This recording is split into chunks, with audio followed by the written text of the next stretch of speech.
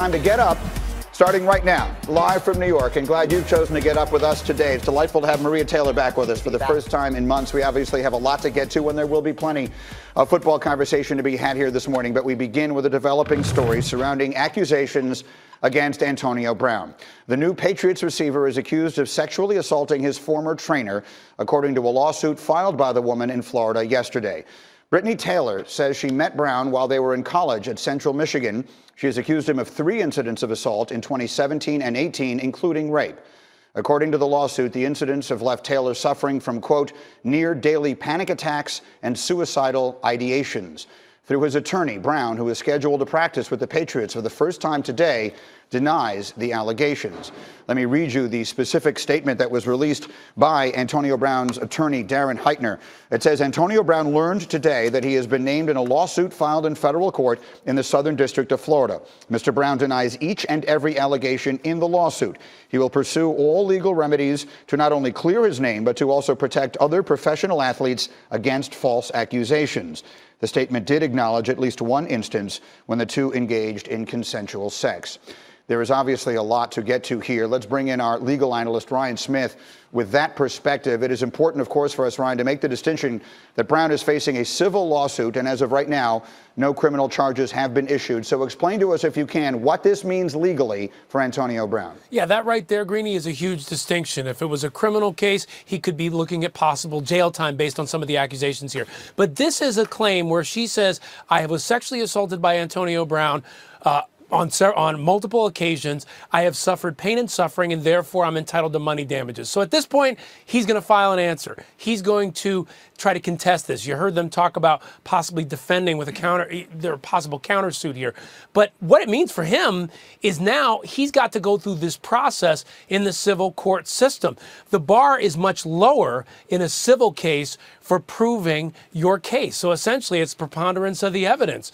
Is it more likely than not that her claims against him, based on the evidence, are true? And that sets up a tough position. You could have discovery and so many other things that come out that shed light on what happens here that may not be beneficial for him. So this is a civil circumstance now. Is it possible for it thus to become a criminal case going forward? It is. And you look at it like this. We don't know for sure if she has talked to authorities, and we don't know for sure if she did what they may have said about that. But there is always the chance that they could look at these claims and say, you know what? Why don't we take a look at this? Why don't we conduct an investigation and see if there is something here that is criminal? I'm not saying it's going to happen, and we wouldn't know when that would happen, but she has already mentioned that she wants to cooperate with the NFL and others. I presume that that means authorities. And in a sense, if there is a criminal case here, it does strengthen her civil case based on how that plays out. So I think the delicate situation here is it looks like he is ready to defend himself, claiming this was consensual sex. But as this goes along, do authorities look at this and say, should we be looking further into it? All right, Ryan Smith, we will keep you close for any further that you can help us. Thank you very much for that. Now, here's the statement the Patriots have released. Quote, we are aware of the civil lawsuit that was filed earlier today against Antonio Brown, the statement coming last night, as well as the response by Antonio's representatives. We take these allegations very seriously. Under no circumstances does this organization condone sexual violence or assault. The league has informed us they will be investigating. We will have no further comment while that investigation takes place. And that brings us to Foxborough, where our reporter Mike Reese is standing by live at Patriots camp this morning. Mike, let me just give you the floor. What can you tell us this morning in Foxborough?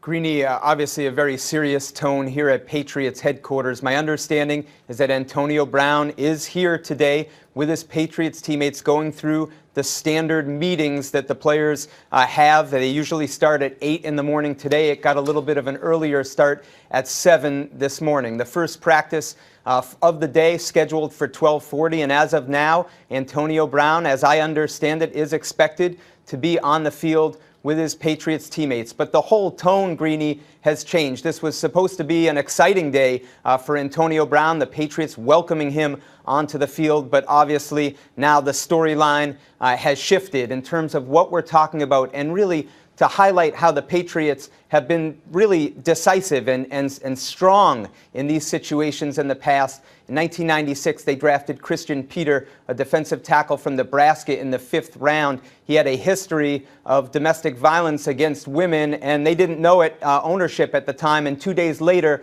They cut Christian Peter, and in a radio interview in 2016, team president Jonathan Kraft said it's something we felt strongly about since we've owned the franchise. There is literally no gray area. But what we do know, Greeny, with this team is they always take the time to gather all the facts before they make a decision, no snap judgments.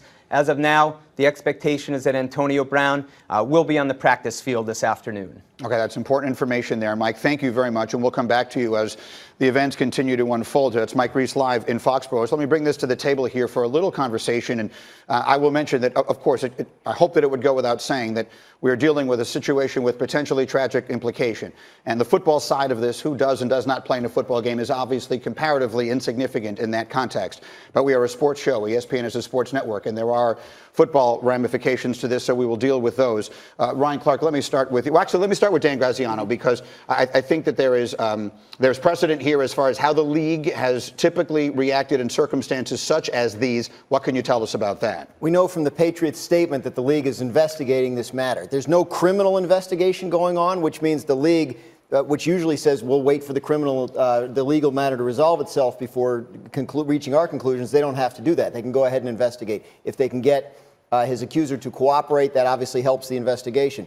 In the short term, they could put him on the commissioner's exempt list. That's a possibility, but it's a little more complicated than them just doing that. Historically, we've seen cases where the commissioner's exempt list has been applied, and it's involved cases where there's been an arrest or there have been criminal charges pending. That's not the case in this particular instance. So there are a lot of moving pieces here in terms of just the pure football, will he be able to play in the short-term side? But that is a possibility that if the league determines there was misconduct, they could put him on commissioner's exempt, they could suspend him, and then the Patriots obviously would have the ability to act accordingly. Again, you just heard Mike Reese saying it's his understanding that Antonio Brown is in the facility with the Patriots right now, and the expectation is that he will go through his first practice today. Dominique, you were the president of the NFL Players Association at one point. What is the role of the union in a situation like this? Yeah, whenever something like this happens, the union kind of parachutes in immediately. I'm sure that there are representatives from the union there already, but it's important that we understand that the union is not here to defend him against a case like this.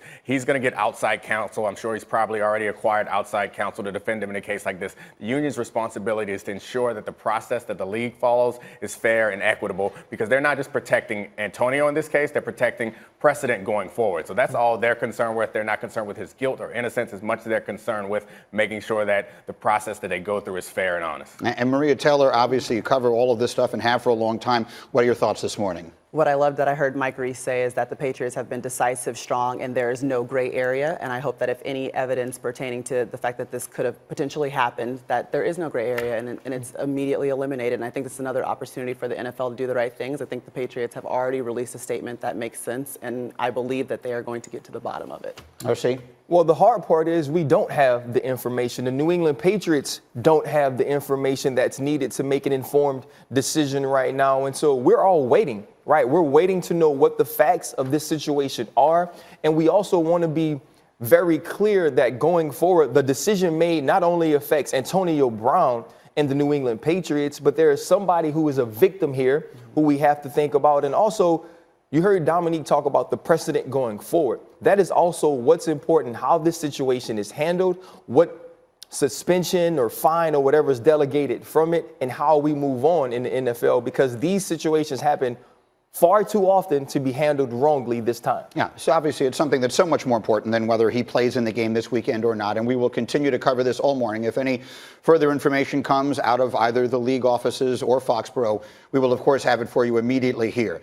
Meanwhile, we will get to the other news of a sports day, and it goes to this as our next stop. It go to Cleveland and wide receiver Odell Beckham Jr., who said yesterday that he plans on continuing to wear a $189,000 watch during games. Beckham was seen wearing this Richard Mille timepiece during the Browns' loss to the Titans on Sunday. An NFL spokesman said yesterday that while the league has no rules prohibiting jewelry, it does have a policy prohibiting hard objects.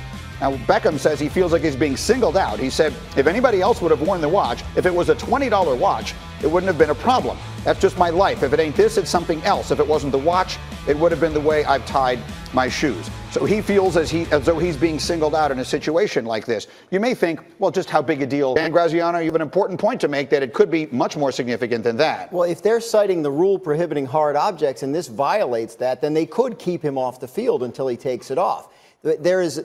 When you play in an NFL game, you get checked out when you come on the field. There's someone there from the league that reviews your uniform to make sure everything's in order. And the hard objects rule generally applies to things like casts or braces.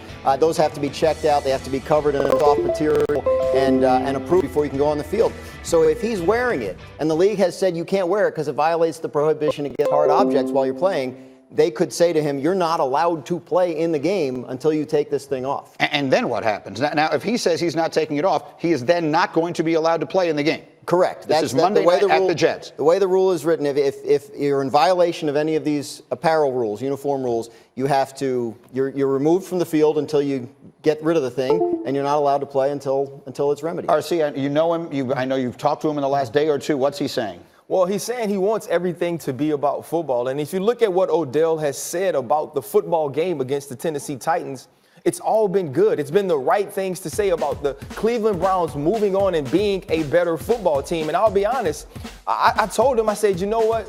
If they ask you about the watch again, you don't have to tell them that you're going to wear it. You don't even have to tell them that you don't even have to answer the question. And so for me, he wants to be focused on football. He said he's in the best place he has been in his life as far as being happy, as far as being excited about where this team is going, and that's what he wants to focus on. And so it's kind of difficult when your watch is $190,000 and they're going to ask you questions about it. Well, Dominique, he says he's being singled out. Is he being singled out? I mean, you know, I'm normally on pro player and defend players at all costs, but this is absurd for him to expect us to believe that he's being singled out. The NFL has been very hard on everybody when it comes to this sort of thing because this, frankly, it affects their money. I understand that they're filing is under the hard objects rule, and they're saying that it's a safety concern, but it's really about how much real or other brands pay, like Nike and Adidas pay in order to get their apparel on the field. They don't want to take away from that with a guy like Odell Beckham wearing this watch. That's what it's really about. And I don't have a problem with him wearing the watch. I don't buy that it's actually a safety concern. My only issue is if you're going to do that, you got to ball. Because there's nothing cooler to me than if he went for 200 yards and 2 touchdowns and did that with the price of a house on his wrist. Right. That is dope. But you can't go out there and do it for 70 yards. Then that's kind of whack. Well, what I mean, you know him. If they come to him on Monday, the way this works, take me very quickly through this. You walk out onto the field, someone is looking at your uniform, right? Well, if you're an offensive lineman, you're always checked, right? They want to make sure that you don't have anything on you that's slippery that can get you by defensive linemen as well. But for wide receivers, DBs, there's usually a guy that's just a snitch on the sideline. He wants to make sure your socks are correct or different things like that so you get fined. This is totally different. And you heard Dan say it's usually about casts or objects that are there to help prevent against injury. This is a whole different thing, which is why there is no rule. But everyone knows to be looking for it now, is my point, right? Everybody know to be looking so for what will that. happen is, as he's walking out, there will be a guy standing there, and he will check the watch. He will let him know either you can play with it or you can't. And he's going to have to make a decision there. I believe he makes the decision to go out and play. But if you think there isn't some sort of kickback or some reason that Odell Beckham Jr. is wearing this watch, you have lost your mind. Well, of course. But the notion that he would not play in an NFL game, a Monday night game again, his return to New York. That's not a notion. Because he's wearing a watch. It's not going to happen. If it comes down to that, Odell Beckham Jr. would take the watch off. Okay, that is our first stop on the NFL tour this morning. Maria, where do we go next? All right, Greeny, we're going to Dak Prescott. I'm sure he would love to wear the price of a house on his wrist, but he's waiting on a check. And Jerry Jones described a contract extension with Dak Prescott as being imminent. But in a radio interview yesterday, Jerry seemed to walk that statement back just a little bit. I was asked my opinion, and I think that we are fast approaching an agreement. Then that's relative maybe to where we've been. On the other hand, that might be my opinion. It sure might not be Dak's opinion. And when Dak expresses his opinion or his agent expresses their opinion, that may be different than my opinion. And so that can go on for a long time. You can go on for a long time with Dan Graziano as we get your opinion on the situation. Dak has only earned $2 million over the previous 3 seasons, so obviously a contract extension is coming. What's the latest that you've heard on it? Well, they've been in discussions for the past few weeks, serious discussions, and when you hear Jerry Jones say imminent, as he's explaining, that may be his opinion. It could be imminent for months because they might feel like they're very, very close to a deal, but then no one moves that final couple of inches. They need to get it there. My understanding is the Cowboys are in a very, very strong ballpark here with regard to an offer, that he would be one of the highest paid quarterbacks in the league. But you look at Dak Prescott, entered the league same year as Carson Wentz and Jared Goff. Both just got extensions in the $32, $33 million a year range. He's got to be looking for that at least. If you're the Cowboys, you're at the point where you're saying, okay, yeah, but there's state income taxes in those states. Texas doesn't have one. Maybe, if you take a little less, that helps us out signing other guys. So I think they're at that point in the negotiation. But him going into the season on a $2 million salary, playing against guys that are making 15, 20 times as much as he is, says a lot about his resolve, and it shifts the balance of power in the negotiations a little bit his way. Yeah, he's the winningest QB in the NFC since entering the league in 2016. Does it make sense for Dak to wait? Like, is a waiting game a good decision for him right now? Well, sure. I mean, the idea of waiting and having a big year and betting on yourself is something we've seen work before. The most prominent quarterback case would be Joe Flacco with Baltimore the year they won the Super Bowl. But there's risk involved. Yeah. And any NFL player knows that, the injury rate's 100%. At some point, you're probably going to get hurt, and a catastrophic injury could take away all the potential earnings he has in the future. So he's got to make that call. Yeah. If he could just bet on the first game, then he's a winner. Right. Yeah, that helps. Give him a little more. Rating. See that? Yeah. Look at that, right, Greeny? Absolutely. Look, it couldn't have possibly started better, and we'll see as they take on Washington this week. If you were advising Dak Prescott right now, would you tell him to take the money they're offering him? No, I'd hold out. You made it to this point. What concerns me about what's happening now is Jerry Jones is taking this to the media again. And I'm not someone who tends to believe in distractions, but if you are someone who does, he essentially set this up for reporters to go ask Dak if he's comfortable with the deal. And you want your quarterback focusing on the game at hand, not necessarily focusing on his contract right now. Dak seems to be a guy that plays better when the pressure is on. When he took over for Tony Romo, that's a hard place to be when you're replacing a legend. He played extremely well. Last year when he got Amari Cooper, it was a prove-it time for Dak, and he did that. And so now he comes out without the contract, so many questions, and flat out balls out. And so if Jerry Jones doesn't make Dak Prescott far and beyond the highest paid quarterback in the NFL with this deal right now, I don't believe you take it. Look, there's an extraordinary amount of ancillary value that comes with being the star quarterback of the Dallas Cowboys. It lasts you the rest of your life. But I do not like the notion that he should take less money because of that. You should get paid based upon what your value is relative to your peers in the NFL. And his value right now is extraordinarily high. Absolutely. The ancillary value has nothing to do with his contract with the team. What he does on the field has to do with his contract on the team. And what he did on the field was be one of the best quarterbacks in the NFL out of week 1 and has led this team to what Maria said earlier, the winningest record in the NFC since he entered the league, so they should pay him as such. No, absolutely. People try to use things like taxes and the money that you can make away from the field. That's not what it's about. When Dak Prescott was drafted into this league, he didn't say, you know what, I want to be the best marketing tool that's ever played this game. He wants to be a quarterback and the quarterback of the Dallas Cowboys. He should be paid for what he's done. And there is no question in my mind that one day, I don't know when it'll be, it's probably imminent, however you want to define that, we will open the show with the words Dak Prescott is now the highest paid player in the National Football League. Meanwhile, let me get up and go here. The Dodgers